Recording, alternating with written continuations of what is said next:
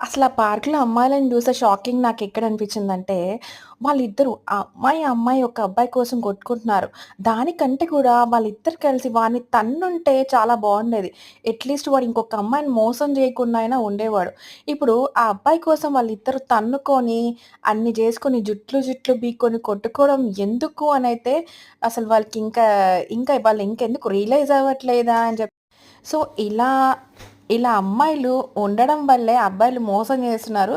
ఇట్లాంటి వాళ్ళ వల్లే మగవాళ్ళు ఇంకా ఇలా చేస్తూ ఆడవాళ్ళని హింసిస్తూ బ్రతుకుతున్నారనైతే నాకనిపిస్తుంది. ఎందుకంటే ఆ అమ్మాయిలు ఇద్దరు కలిసి తిరగబడి వాడిని తన్నుంటే వాడు మారేవాడు. వాడు ఇంకొక అమ్మాయిని మోసం చేసేవాడే కాదు. ఇప్పుడు వాళ్ళిద్దరూ ఆ అబ్బాయికి సపోర్ట్ చేసుకుంటా ఉంటే ఒకటి గుర్తుపెట్టుకోండి. ఎప్పుడు ఆ అబ్బాయికి ఇంకో ఛాన్స్ ఇస్తాడు, మారుతాడు అంటే మీ మూర్ఖత్వమే. వాడు ఖచ్చితంగా మిమ్మల్ని ముంచేసి ఇంకొక దాన్ని చూసుకుంటారు. ఇట్లాంటోని ఫస్టే కట్ చేసి పడేస్తే అట్‌లీస్ట్ మీ జీవితాలైనా బాగుపడతాయనైతే నాకనిపిస్తుంది.